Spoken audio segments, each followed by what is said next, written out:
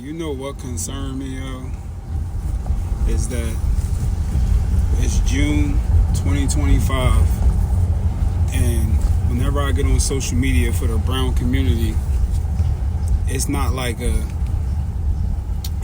over exaggeration of how important AI is. That concerns me. You know what I mean? It concerns me that we have a technology here that can actually disrupt all the small conveniences that we have, and it can be swept away, and still we being bombarded with podcast conversations that we don't need, drama that we don't need, tuning into channels for people that we actually don't need today. That's very concerning to me. You know what I mean? It's very concerning to me, for real. You wanna know what's crazy, yo? Remember the term misery love company, right? Remember that? I don't even think we really grasp that concept fully, like what that really looked like. Because when you think of miserable, sometimes you think of like slouching, sad, depressed, angry. But what if anger was excitement on somebody? Like, you know what I mean? What if their misery was talking about people? What if their misery was distracting you? What if that was a part of fulfilling their misery tank? Like, and they got you entrapped in their web to be miserable with them, and you never grow because you don't even know you underneath, you underneath a misery spell, because it looks exciting and gets you fired up to have that. You ever notice how negative conversations get your blood pumping? Like, you know what I mean? And it's literally a burnout for real. You never feel fulfilled. You know, don't mind me, y'all. Like, these are just the things I'm thinking about, right? So just like, you ever like sit back and realize how much we don't believe in God? No matter what your religious background is, no matter what your practices is, like, you ever just really sit back and realize like how much we don't believe in God? Like, they tricked us into thinking that we saying that we believe in God by saying all praises to God, or, you know what I mean? I know a few other ways to say it, but it's just something as simple as that, right? Like, but then we live our entire life in doubt. How is that God-like? How is that godly? How is that belief in God walking through life in doubt? How is that belief in God spending all your time trying to be accepted by people and no time trying to be accepted by God? Like, how is that believing in God? Like, you know what I mean? Like, it's just thinking about it. It's just like, wow. We have no, like, let me double down. Theoretically, let me double down on the God thing real fast, right? Let me double down on like what this look like. Have you ever thought about what it would feel like to believe in heaven, believe in, you know, a prosperous, abundant afterlife as the only thing, and not try to avoid going to hell or the hellfire, or you know, like what that could really look like, to just only embrace the abundance for afterlife, or just me personally, I like to embrace the abundance here. I think one of the biggest bamboozles they did was make us think that we had to wait for abundance, like we couldn't have it now. That's neither here nor there. But yeah, what it would be like to focus on the outcome that's the most fulfilling instead of dodging. I just want to be clear, this was not planned. These are not congruent. Some of them could seem like it, but these are really just random things I've been thinking about because I have some concerns. Another one of my biggest concerns is this fake, inflated form of independence as a person, and inflated sense of entrepreneurship on the business front. Also, people confusing brown people with hustles versus brown people that have businesses that they're building, right? And like overly criticizing the hustles, but confusing that as business, right? Super problem. This overly independent thing of like, look at me wearing all of this responsibility that adults wear. My bad, these men is flying. Continuation, right? So entrepreneur, like we have allowed them to make us think that that's the only way to generate a substantial amount of money.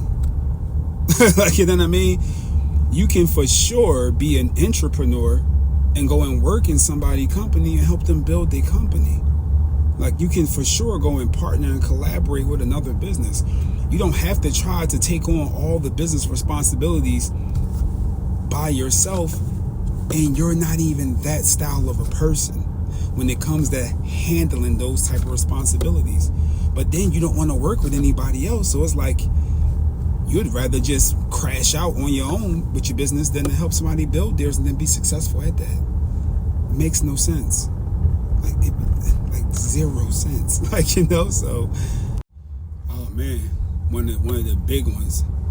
Let's talk about how they have warped us, right? Warped the way that we see things, warped the way that we think, to the point that we actually have people that's out here using knowledge and education as a weapon just to get attention from people, right?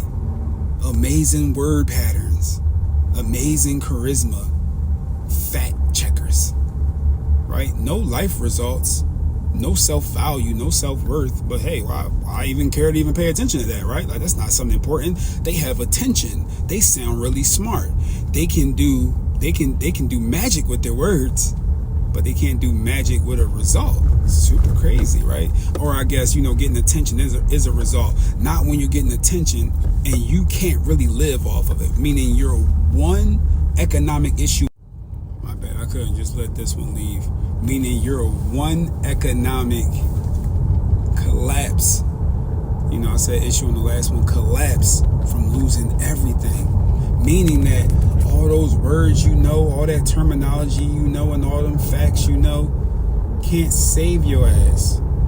So that just could only mean that you're using that to exploit what the people don't know, and then knowing that the people is not going to really do their due diligence or take action too much on what you're doing because you're using it as a form of entertainment only for viewership, right? And then they go out here, they fail, you fail, bubble burst. You know, it's again mind-boggling to me, right? Super mind-boggling where the priorities lie at, and lack of leadership. That's the next video.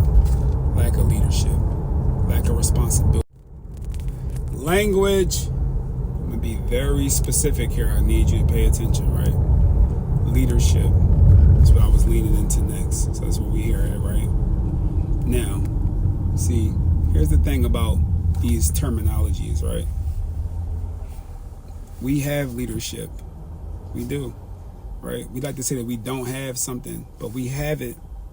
And the way that it looks shows the type that we have, right? So if we have a failing community, then we have failing leadership, or successful leadership if the goal is for us to fail, right? You gotta pay attention, right? So it's like the leaders that we have, because people like to be like, oh, they're not a leader. No, can they get people to follow them? Then they're a leader. You might not like their leadership style, but they're a leader, right? And we seem to not have a leader that's... My bad, I got a little wordy on that last one, so let me get right to it. Leadership style, right?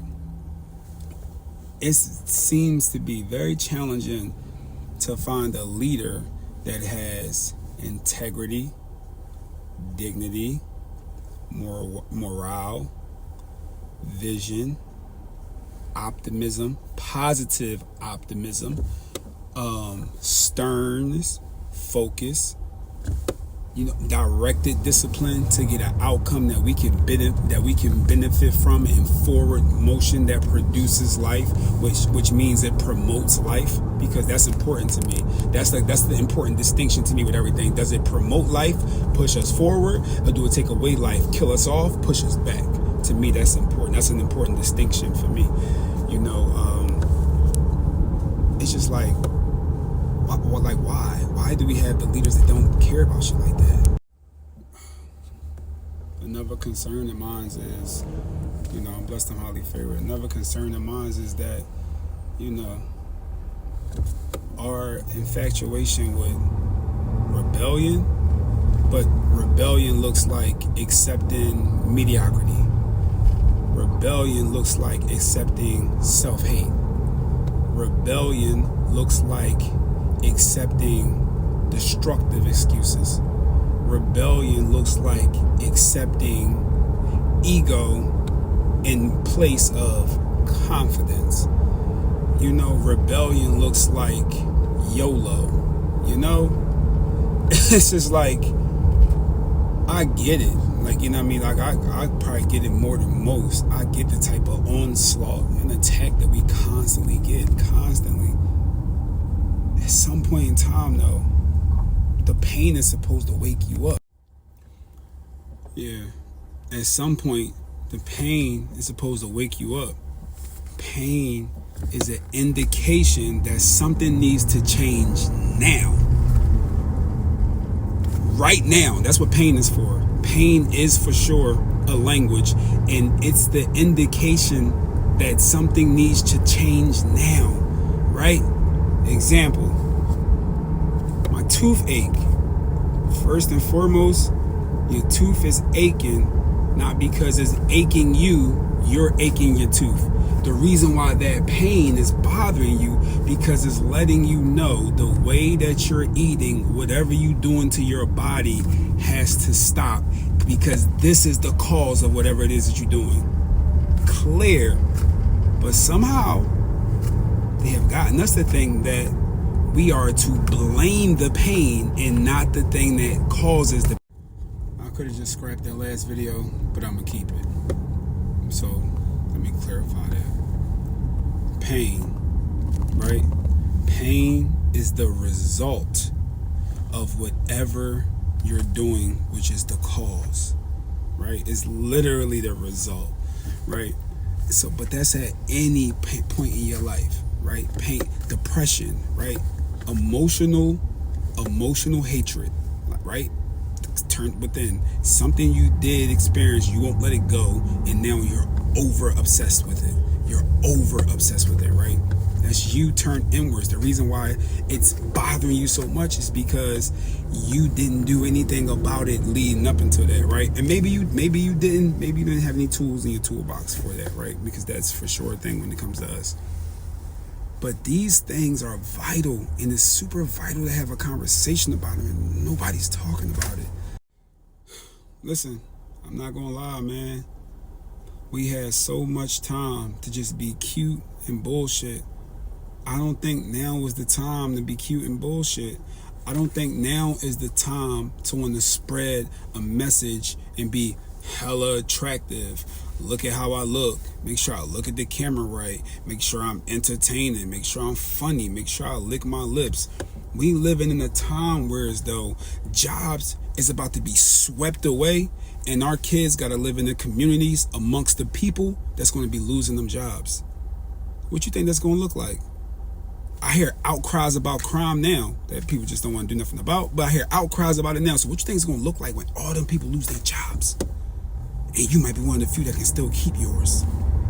And if you got kids and your family got to be in proximity, what you think that's going to look like for you? You know what I mean? Like, I know it's a lot, man. I know it's a lot. You know what concerned me, though?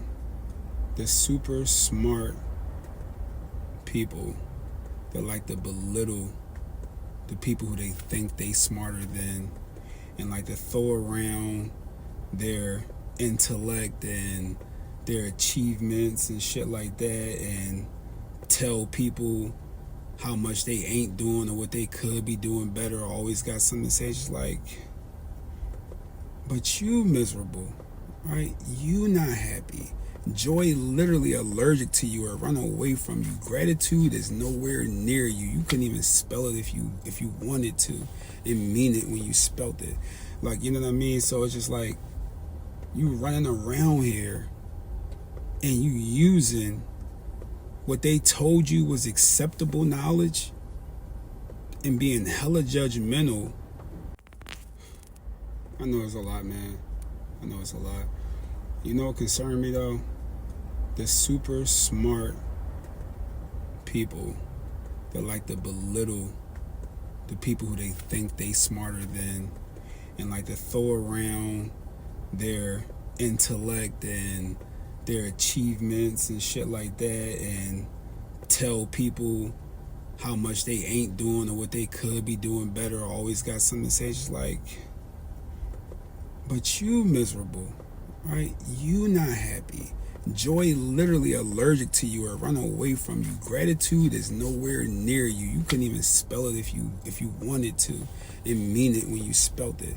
Like, you know what I mean? So it's just like you running around here and you using what they told you was acceptable knowledge and being hella judgmental. All right, last concern of the day. So we got to be very, very careful with this victim culture that we promoting right now, right? We got to be very careful, because back when the Surgeon General was under attack, I'm tripping. Back when the cigarettes were under attack, they put the Surgeon General warning on the side, and that boosted the cigarette sales. Why? Because it was more awareness, right? So the thing about awareness that get tricky is that it's also a recruitment for the same type of behavior to be perpetuated. Literally.